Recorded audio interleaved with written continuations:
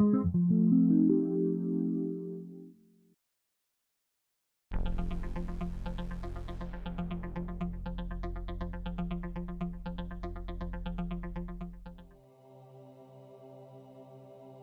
Shakespeare play known as Twelfth Night has a well-known opening line, "If music be the food of love, play on." What that tells me is that as well as being a play about love, this is also a play about music. As such, the play features several songs.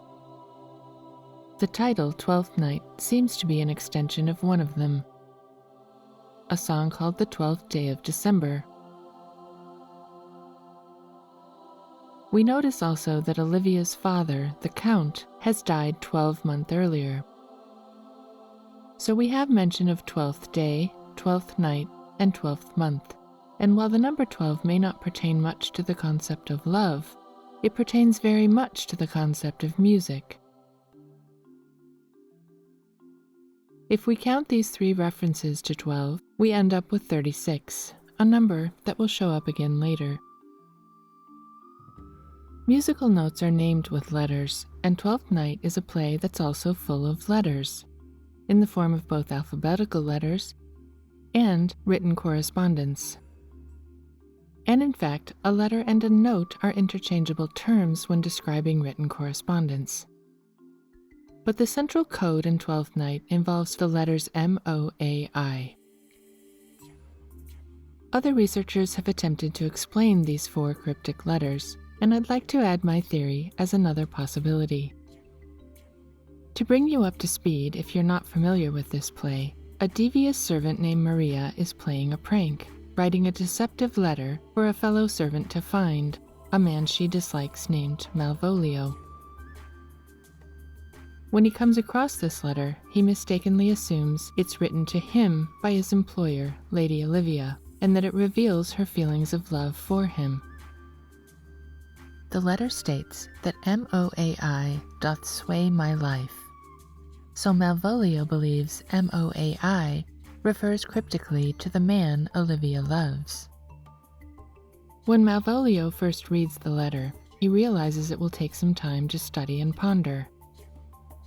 He initially says, "Let me see, let me see, let me see," 3 C's that may be signaling a cipher system featuring the harmonic series. The harmonic series begins with the note of C, and C, C, C would represent its first 3 octaves, harmonics 1, 2, and 4. Later, in Act 3, Scene 4, Sir Toby adds to this, saying, "But C, but C." This takes us up to the 5th octave of C, or harmonic 16, which happens to be the beginning of the full chromatic scale that's produced in the harmonic series. The final C is then expressed at the start of Act 5, Scene 1, when Fabian says, "Let me see his letter." This 6th C signifies the completion of the chromatic scale between harmonics 16 and 32. Of course, there are other examples in the play of characters using the word C, but these 6 refer specifically to the letter containing MOAI. I suspect that Francis Bacon is pointing us again to the harmonic chromatic scale, containing 16 rather than 12 notes, and highlighting the 4 notes in the harmonic C scale that aren't included in the conventional chromatic scale. As such, the letter C and the numbers 4 and 12 feature prominently in Twelfth Night. For example, the cryptic letters of MOAI are 4 letters, and using Elizabethan simple gematria, we find a value of 36 for MOAI, the same value we got earlier when instructed to count the 3 12s mentioned in the play, 12th day, 12th night, and 12th month. We should also take note of the fact that the 4 letters of MOAI first appear on page 264 of the first section of comedies in the 1623 folio. Oddly enough, the very next page is misnumbered as page 273. And as we know, printing errors usually signify hidden messages or meanings. There's also a big hint that this is going on when we see just under 264 the words "what follows" and the numbers altered. We've also seen Bacon using page numbers to reference the twice 11 brethren in New Atlantis and Silva Silvarum. Looking more closely at these page numbers of Twelfth Night, we find that both 264 and 273 add up to 12. We'll look more closely at these page numbers later. Returning to the letter, Malvolio realizes that these 4 letters MOAI might somehow relate to his name. And he also realizes that each letter occupies what he calls a specific alphabetical position.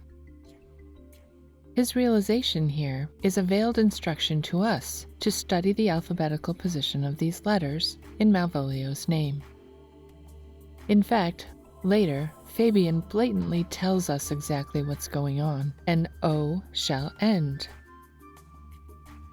This tells us that the algorithmic pattern here involves bracketing.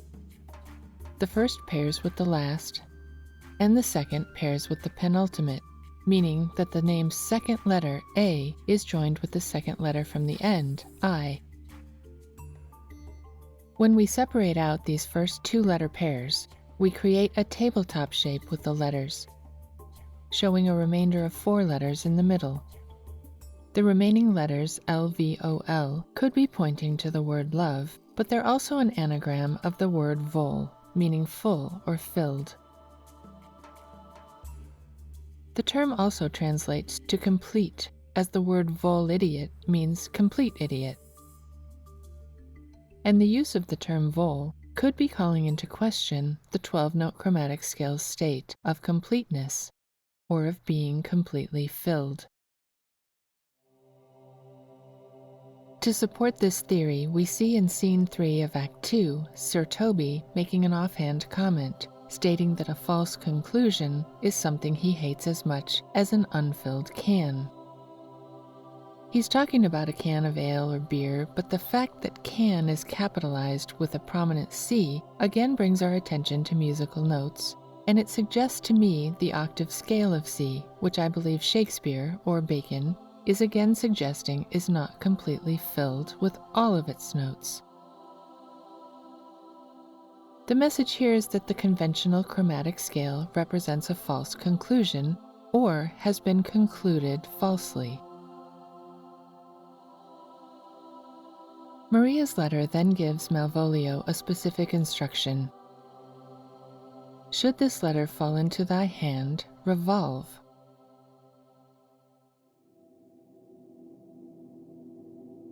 Applying the same tabletop algorithm to this word, we end up with 3 letters left over, this time a variation on the word vol. To verify that vol is in fact the word Shakespeare or Bacon was purposefully highlighting, we find in this grid from the song in Act 2, Scene 3, the word vol, or UOL, overlapping itself 4 times. Remember that the letters V and U were interchangeable in this era. The grid also gives another reference to brother, along with 1-1 and een, which is Danish for 1-1. Another reference to the twice 11 brethren, as well as a reference to Chi Rho, Greek letters representing the Christ that other researchers have found littered throughout Shakespeare.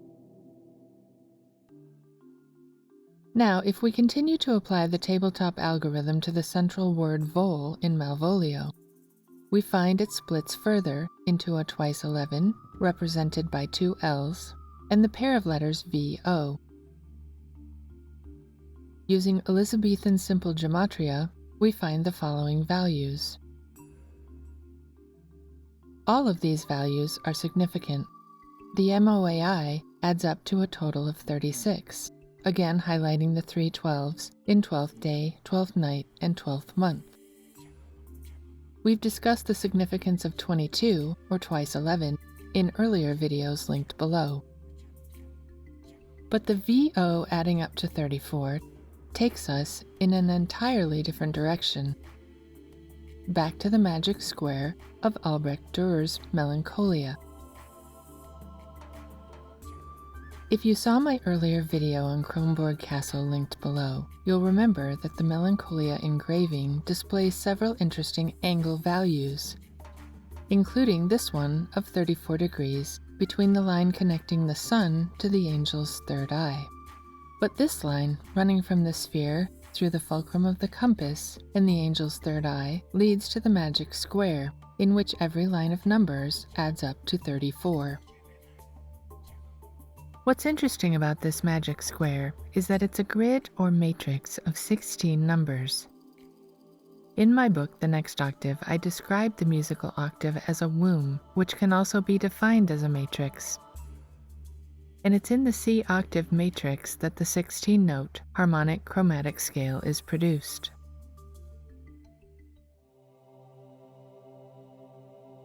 Dürer's magic square employs a very similar tabletop algorithm to the one that creates MOAI in 12th Night.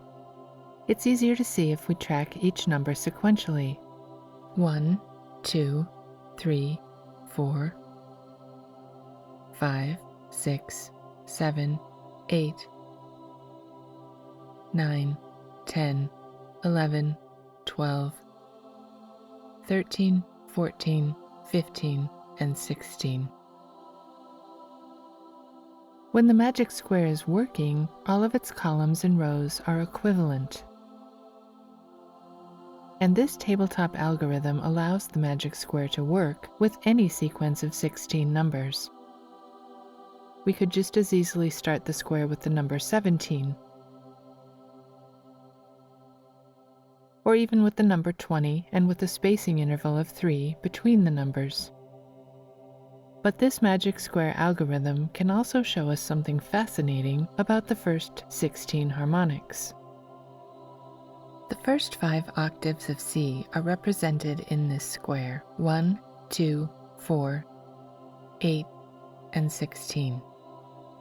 They stick to the perimeter of the square, but because there are 5 rather than 4 octaves here, they bypass the 4th corner of the square and instead use 2 Cs to bracket the corner on either side.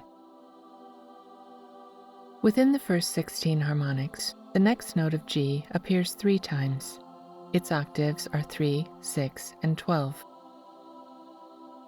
The notes of C and G pair up with each other as the tonic and perfect fifth, and their positions on the magic square show the octaves of G nesting nicely within the octaves of C. The next note, E, enters at harmonic 5 and scales up to its next octave at harmonic 10. This is followed by the note of B flat, entering the series at harmonic 7 and scaling up to a harmonic 14. The interval of E to B flat is a dissonant tritone, and rather than nesting together, the notes of E and B flat seem here to be polar opposites of one another. The last 4 notes to generate in harmonics 1 through 16 are D at harmonic 9, F sharp at harmonic 11, A flat at harmonic 13, and B at harmonic 15. And all of these 8 notes function as the structural beams of the chromatic scale to come later, between harmonics 16 and 32. But we can form another magic square to house the actual 16-note chromatic harmonic scale. Assuming the tonic of 16 from the last square, we'll start with the 17th harmonic, the note of C sharp, and populate the square using the tabletop algorithm. Each number in the magic square now designates a frequency, and we can see that the arrangement of these frequencies provides an equality, in this case of 98 Hz. In Silva Silvarum, Bacon states that musical harmony requires equality. The frequency values populating the magic square achieve this equality, as each line is equal to every other. But the conventional 12-note chromatic scale can't achieve this equality. When we remove the 4 phantom notes, and populate a similar matrix with the conventional 12-note chromatic scale, this grid can't use the tabletop algorithm on its last row of notes. Nor can it achieve full equality of frequency within its rows and columns. It does come somewhat close. The vertical rows add up to 70, 71, and 73 Hz. And horizontally, 2 of its rows are just 1 Hz apart, 83 and 84. But the middle row is way off, adding up to 117. And it's this very high number that reflects the missing notes, those stubborn phantom notes that spread the scale so much wider at the end. Whether or not we account for these missing 4 notes, they still exist, and will make their presence known, whether we include them in our scale notation or not.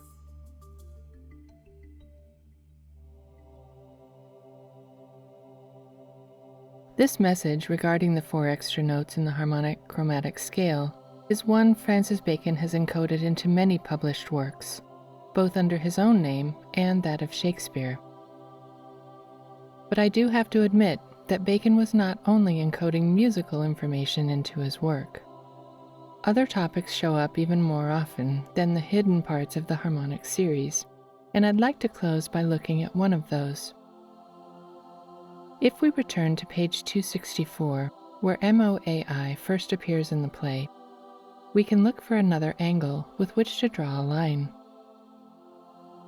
Since both page numbers here sum to 12, a good prospect might be found by simply adding both 12s together to get 24, the octave of 12.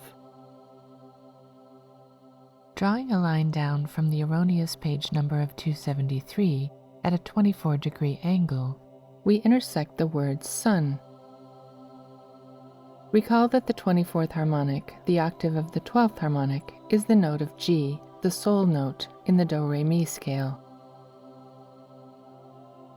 We find also a printer Z at the bottom of the page. Because Z has a value of 24 in Elizabethan simple gematria, let's draw a line from sun down to the Z. If we then flip the line to its inverse angle, it hits the phrase, I am. These are all veiled references to the Son or the Christ. Drawing a line straight up at a 90-degree angle from the Z, it hits a phrase spoken by Olivia, due west. The line is offset from the phrase as it lies literally due west of the 90-degree line. Applying the tabletop algorithm to due west, we're left with the 3 letters remaining that spell U, the mother of a lamb. And this takes us to one last instruction, given by Malvolio as he talks to himself. Be opposite. If we simply reverse the letters in Malvolio's name, we get this message. Oil of lamb. The oil referred to here is the Christos, the oil described as being housed in the human body within the spinal column. Just as Christ rises, so does the Christos, from the root chakra at the base of the spine, upward to the crown chakra. This quiet focus on the spinal Christos is the reason we see Chi Rho in the letter grid of the clown's song. And it's the reason we still today use the Greek letters Chi Rho to refer to spinal therapeutics. And this is the inverted message of Malvolio, the opposite of Malvolio, the Christos oil encoded into his name. I'm grateful for any feedback. Please leave your thoughts in the comments, and thank you for watching.